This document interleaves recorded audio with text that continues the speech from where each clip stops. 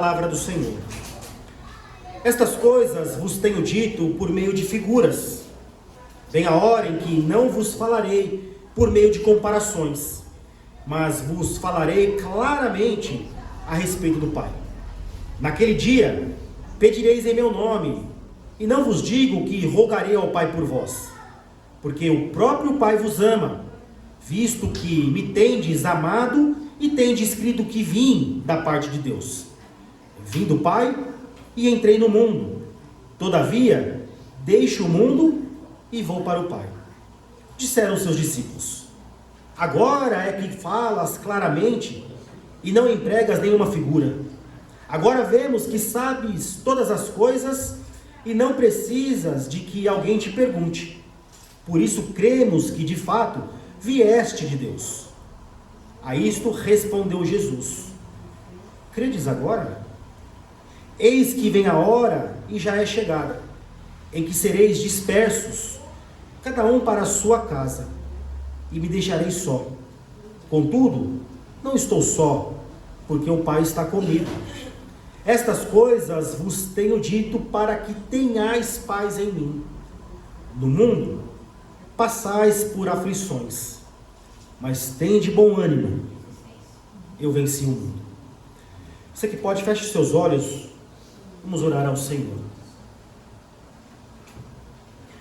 Senhor, nosso Deus e nosso Pai, suplicamos nesse momento a Tua iluminação, a Tua misericórdia, porque homem algum pode conhecer e se apropriar e crer nas verdades contidas na Tua palavra, se o Senhor não abrir o Teu entendimento, não lhe conceder fé.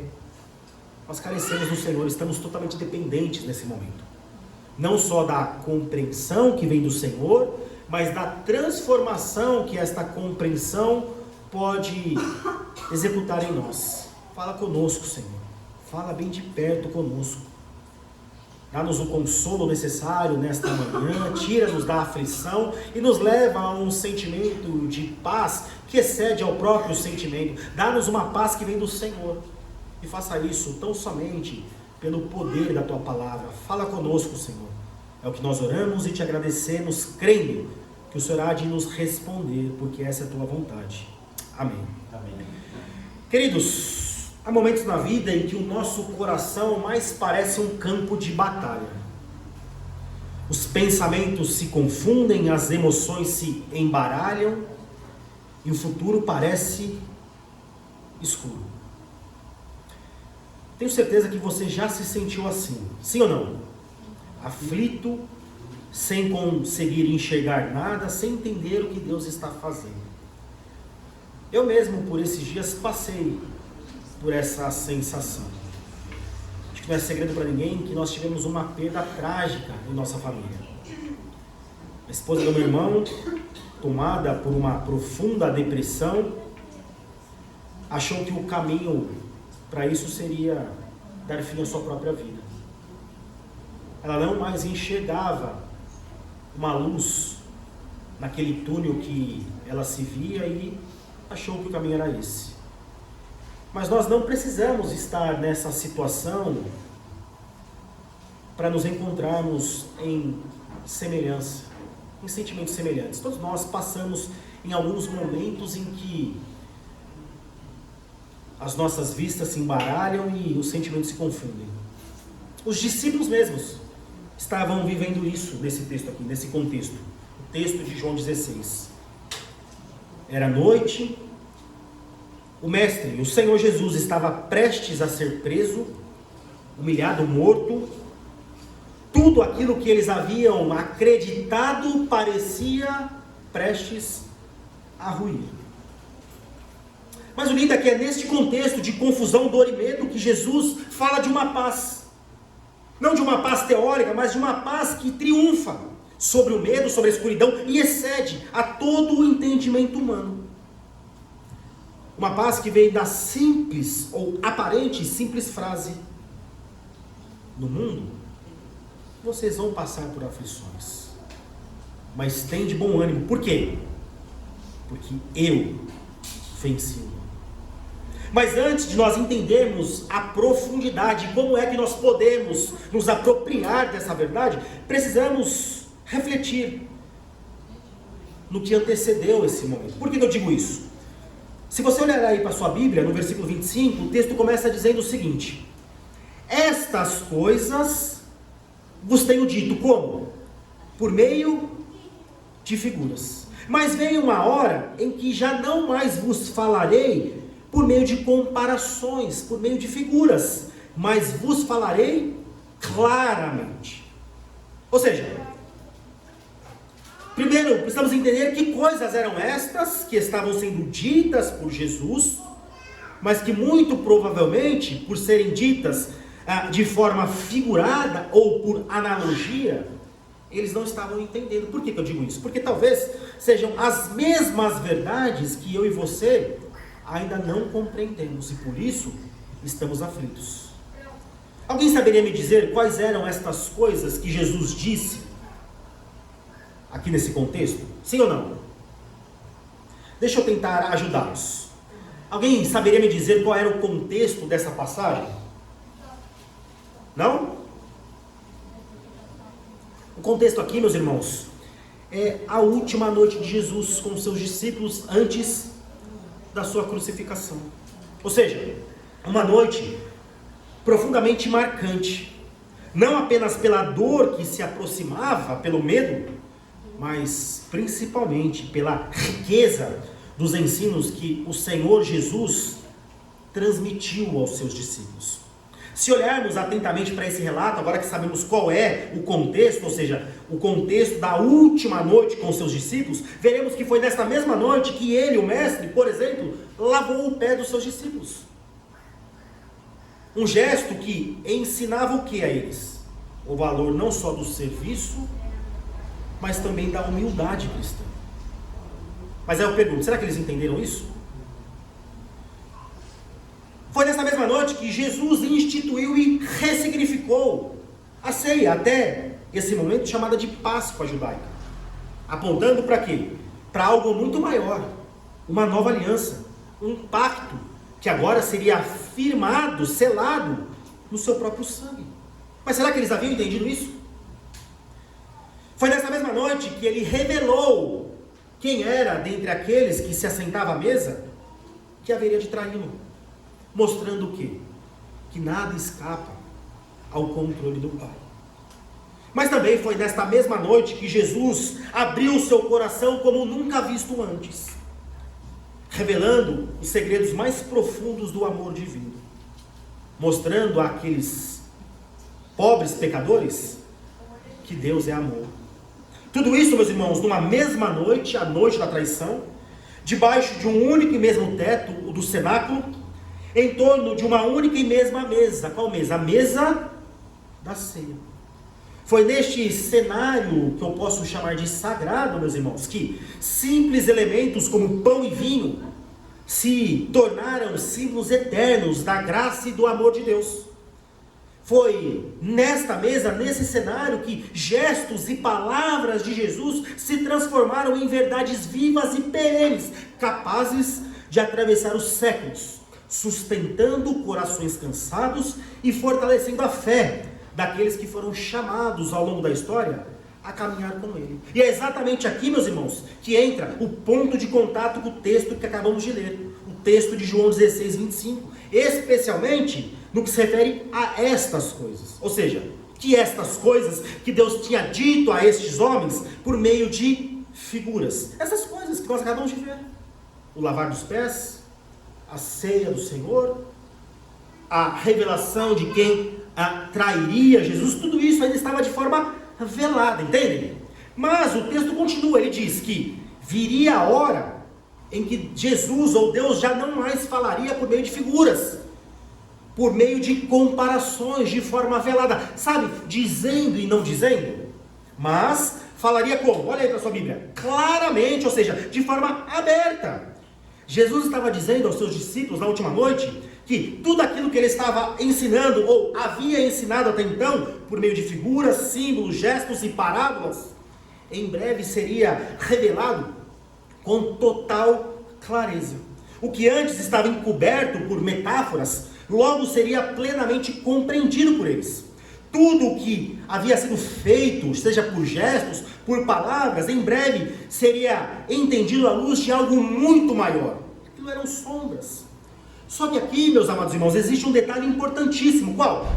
Estas coisas que eu citei a vocês não foram as únicas palavras e ensinamentos de Jesus naquela noite, não. Muitas outras coisas foram ditas naquela noite.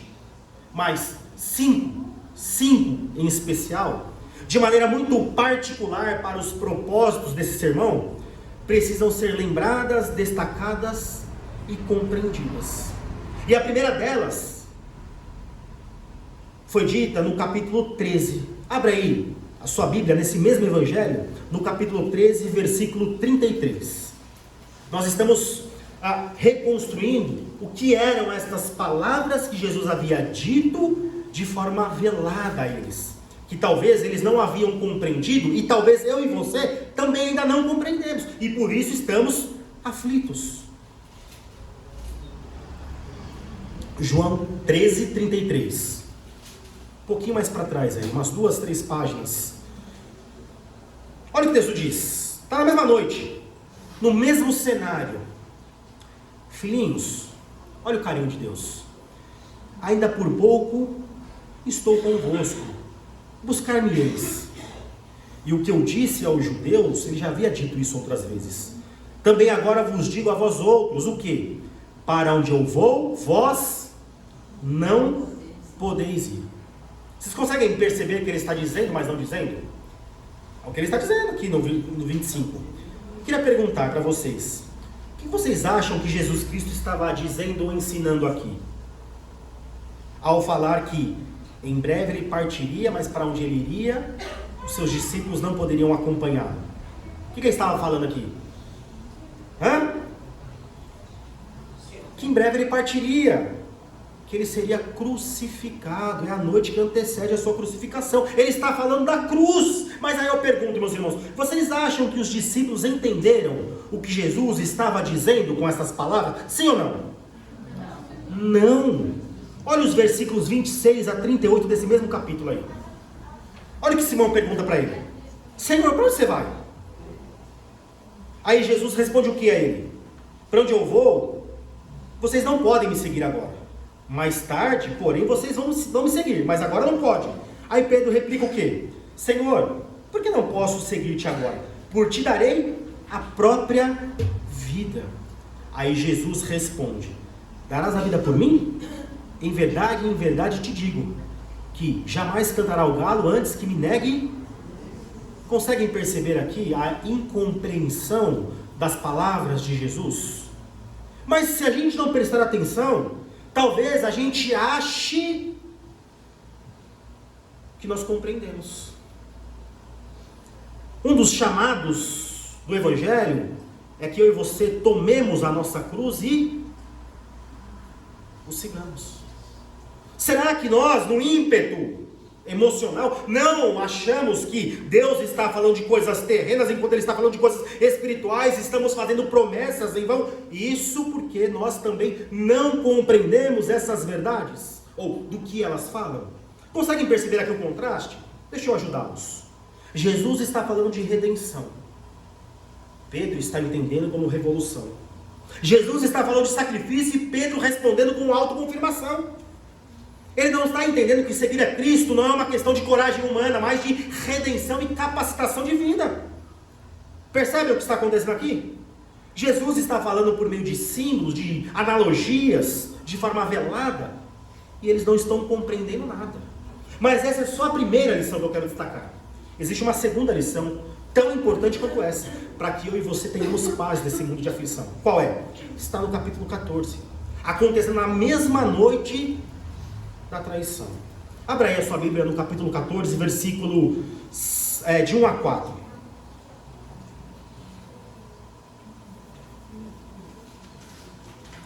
O que diz aí na sua Bíblia? Não se turbe o vosso coração.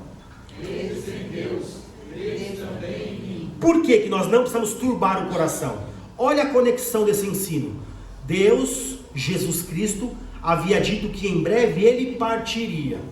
Eles não estavam entendendo o que significava. Aí Deus promete o quê? Eu vou partir, mas na casa do meu pai há muitas moradas. Se assim não fora, eu vos teria dito, pois vou preparar-vos lugar. E quando eu for e vos preparar lugar, voltarei e vos receberei para mim mesmo. Porque onde eu estou, estejai vós também. E vós sabei o caminho para onde eu vou. Querido, deixa eu perguntar novamente, fazer essa mesma pergunta. O que Cristo está ensinando aqui para essas pessoas, para esses discípulos? O que significa casa para você? Lugar de habitação, de descanso. Onde é essa morada? É aqui nessa terra, meus irmãos? O que Deus está falando aqui? A crucificação é que abriria um novo e vivo caminho para uma morada eterna, um lugar novo. Mas aí eu pergunto, será que eles estavam entendendo isso? Será que os discípulos estavam entendendo o que Jesus estava dizendo? Que ele estava indo para um lugar e preparando um novo lugar para que nós habitássemos nesse local? Claro que não. E talvez eu e você também nós não estamos entendendo. Olha o que diz o versículo 3. O versículo 5. Disse Tomé: Senhor, não sabemos para onde vais. Como saber o caminho? Aí o que Jesus responde? Eu sou o caminho, a verdade e a vida. Ninguém vem ao Pai senão por mim. Ninguém receberá dessa morada eterna se não for através de mim, daquilo que eu estou fazendo. Aí Felipe, no meio dele, se levanta e pergunta: Senhor, mostra-nos o Pai então. Isso nos basta. Eles não estão entendendo nada, absolutamente nada do que Jesus está falando. E aí Jesus responde: Felipe, há tanto tempo estou convosco e não me tens conhecido. Quem vê a mim vê o Pai. Como dizes tu, mostra-nos o Pai? Meus irmãos, essa é uma verdade basilar, que nós não somos daqui. Aí eu pergunto, será que nós compreendemos isso? Será que muitas das nossas aflições não estão porque nós acreditamos que somos eternos nesse mundo caído, e isso aumenta mais a nossa aflição? Entendem agora por que Jesus Cristo estava dizendo a eles que em breve, muito em breve, estas coisas que ele estava dizendo, por meio de metáforas, comparações, analogias, em breve seria escancarado, aberto a eles, porque eles não estavam entendendo nada. E talvez aqui você me pergunte: mas pastor, por que Jesus já não disse tudo isso de maneira clara e direta desde o início? Queridos, a resposta é muito simples. Porque tudo isso, inclusive falar e não falar, fazia plano, ou parte de um plano muito maior, chamado plano da redenção. Mas nós veremos isso um pouquinho mais adiante. Antes, eu quero destacar para você uma terceira lição que Jesus havia ensinado a eles, nesta noite, sombria e ao mesmo tempo terna, que eles não compreenderam. E talvez eu e você também não compreendamos. Está no versículo 16, desse mesmo capítulo 14. Abre aí a sua Bíblia. O que ele diz aí? Eu rogarei ao Pai, e Ele vos dará outro. Quem é o primeiro Consolador? Jesus. O que ele estava prometendo? Vocês não vão ficar órfãos. Eu vou, porque eu preciso preparar um lugar para vocês. Mas enquanto eu estou lá, eu vou deixar outro, igual a mim, um outro Consolador, a fim do quê? De que esteja para sempre convosco. Quem é este? O Espírito da verdade, que segundo o texto, o mundo não pode receber, nem conhecer. Por quê? Porque não destina-se a eles, mas pertencem a nós e está conosco. Queridos, muita coisa precisa ser dita aqui.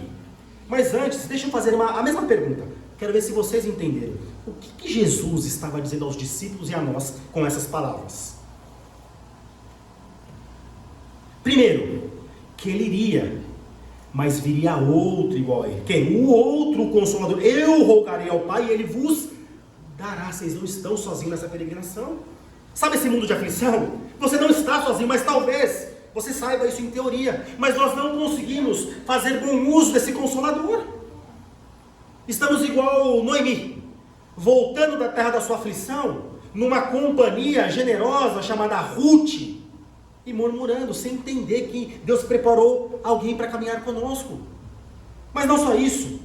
Esse texto nos mostra que Jesus estava dizendo que esse Espírito, essa companhia, esse consolo não seria algo passageiro, mas estaria para sempre conosco. Olha o versículo 16.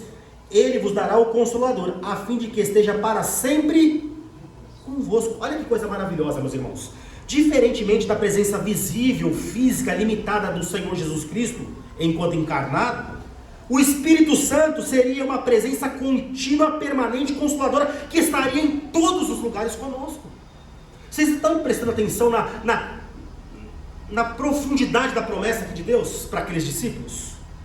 Mas não para por aqui. Ele diz que esse Espírito aqui da verdade, que é chamado de o outro Consolador, não seria dado a todo o mundo, mas apenas aos eleitos. Olha o que Deus diz. Esse Espírito, o mundo não pode receber, porque não o vê, nem o conhece. Quem é que vê ou conhece? Os eleitos de Deus. E aqui existe um detalhe ainda mais extraordinário, meus irmãos. E ele está no versículo 18. Olha que coisa maravilhosa. Esse Espírito prometido já estava presente no tempo dos discípulos, mesmo com Jesus encarnado. Mas ele só habitaria nesses discípulos no tempo futuro. Vocês conseguem perceber isso aí no texto ou não? Porque ele habita convosco, ele já está entre vocês, mas estará em vós futuramente. Ou seja, ele estava prometendo que eles não só seriam acompanhados pelo Espírito, mas o Espírito faria a habitação neles. Vocês estão entendendo? Aí eu pergunto, vocês acham que eles estavam compreendendo toda essa profundidade, sim ou não? É claro que não. Se eles não haviam entendido nada do que Jesus havia dito até aqui, quanto mais essa profundidade de revelação.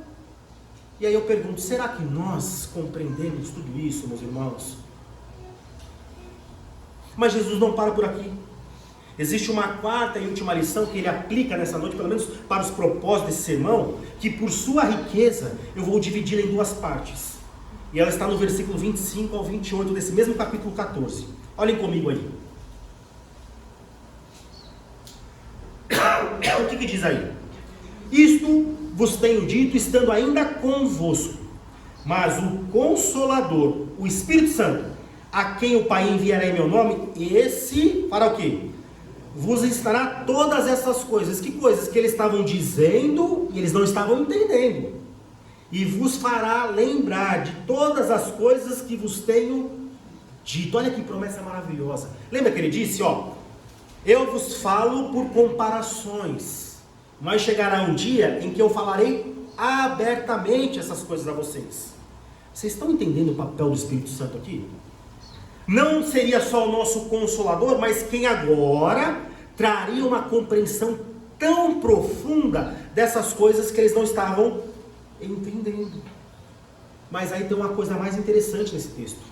Olha o versículo 27, ele diz: deixo-vos a paz, a minha paz não vou-la dou como a dá o mundo.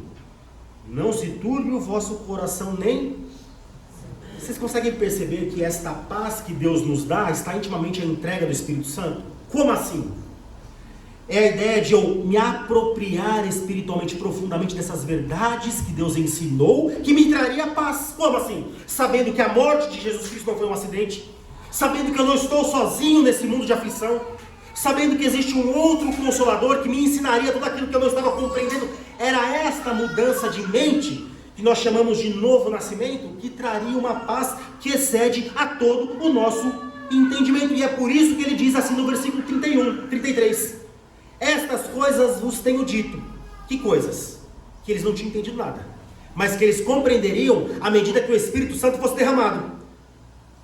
No mundo, vocês vão passar por aflições, mas tem de bom ânimo, porque eu venci. Como é que Jesus venceu o mundo? Na cruz. Na cruz do Calvário, todos os nossos problemas foram vencidos. Entende o que Jesus está dizendo aqui? Essa paz que Deus está falando, que o mundo carece hoje, é uma paz que vem, ou advém diretamente da presença e do ensino do Espírito Santo. Elas não estão nas circunstâncias, meus irmãos. Ah, se as pessoas soubessem disso. Ah, se as pessoas que hoje se encontram na depressão, pensando em tirar a sua vida, soubessem disso.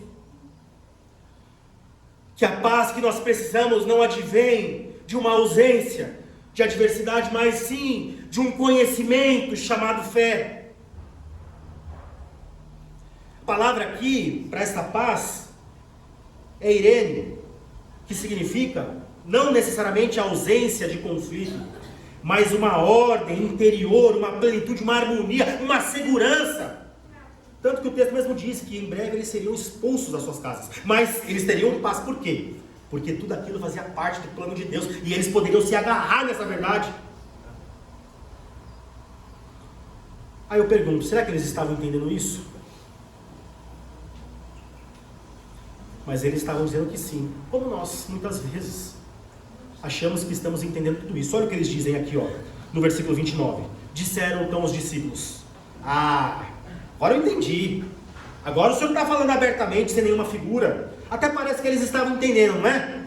Mas eles não estavam entendendo nada, porque olha o que Jesus responde a eles, de uma forma irônica. Eles agora?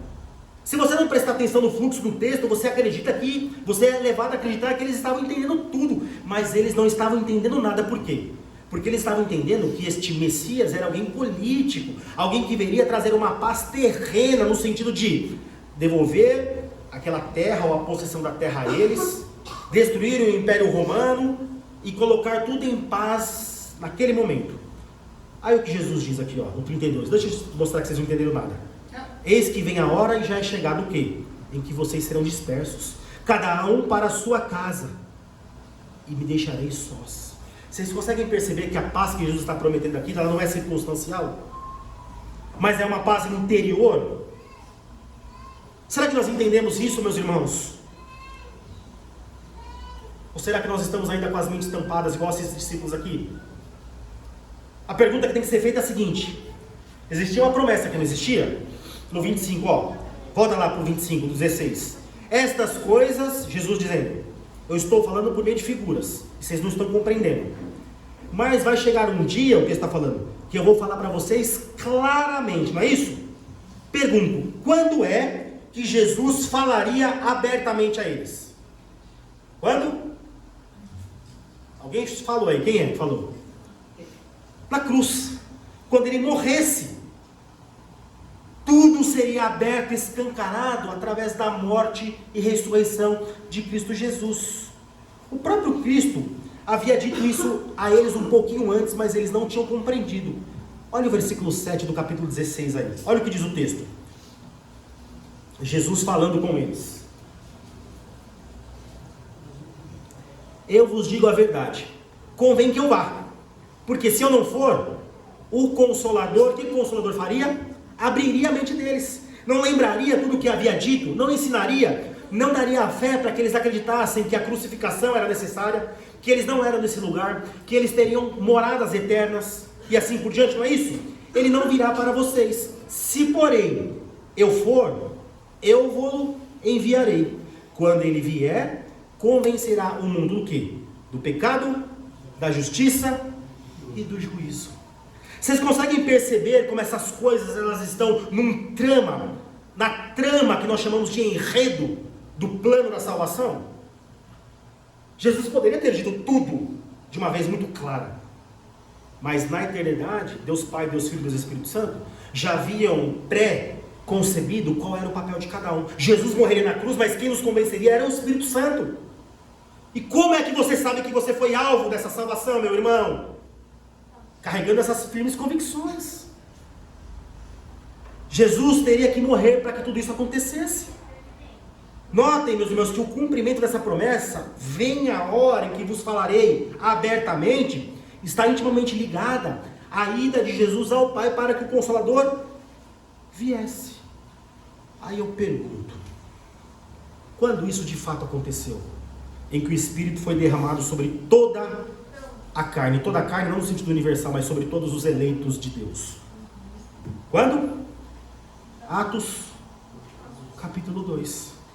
Quando você vai para Lucas capítulo 24, Deus dá uma ordem aos discípulos: ó, fiquem em Jerusalém, até que do alto vocês sejam revestidos de poder. E que revestimento era esse? Fala um monte de língua que ninguém conhece nada? Entende nada? Não! É um revestimento de poder para que você compreendesse essas verdades de tal forma que você encontrasse uma paz inabalável. Que ele venceu o mundo. Não é à toa que eles entregaram a sua vida. Vocês estão entendendo que o que nós precisamos, meus irmãos, é de um enchimento tal do Espírito Santo que essas verdades sejam fincadas no nosso coração. Quer ver um exemplo de como isso é prático? Como é que estavam os discípulos antes do cumprimento dessa palavra? Amedrontados, escondidos nas suas casas, com medo da perseguição. Como é que estava Pedro, seguindo Jesus de longe? Com medo. E como é Pedro em Atos 2? Como estão os discípulos depois do derramamento do Espírito? Entendem, meus irmãos, a importância de nós, sim, reformados, buscarmos a presença consoladora, capacitadora do Espírito Santo? Nós só sairemos de uma condição de corações aflitos e confusos a uma paz triunfante se o Espírito Santo habitar em nós. Nós não precisamos de uma mudança circunstancial, externa. O que nós precisamos é de uma mudança interna. Se o mundo conhecesse essa verdade.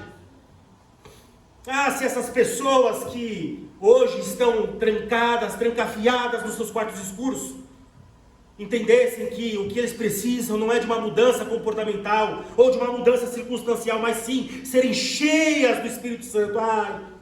Se a igreja saísse das quatro paredes. Meus irmãos, nós não podemos levar o Espírito Santo às pessoas, porque isso é obra do Senhor. Mas nós podemos levar essas verdades a essas pessoas. Falar que existe um consolador, que ela não está sozinha.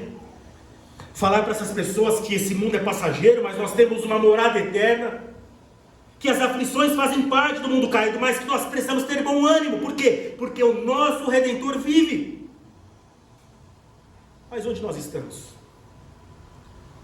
Como nós estamos agindo a missão de Deus? Nós somos, de fato, será que alcançados por isso?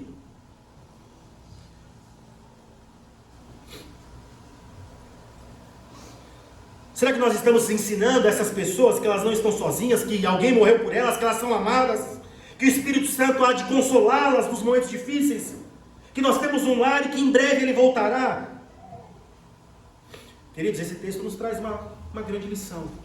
Que a única forma, primeiro nós, sairmos de um coração confuso e aflito a uma paz triunfante é como? Se enchendo do Espírito. Essa é a primeira lição do texto. Mas dessa lição, o texto nos traz uma segunda lição. É a nossa responsabilidade, uma vez alcançados por essa paz, propagar essa paz a outras pessoas. Como nós estamos agindo à ordem de Deus, ao imperativo que nós devemos pregar o Evangelho a toda criatura? Como eu disse, nós não temos a menor condição de convencê-las dessas verdades, tampouco de levar o Espírito Santo até elas, mas podemos e devemos pregar essas verdades a elas e orar: Senhor, convence essas pessoas. Mas como crerão se não há quem pregue?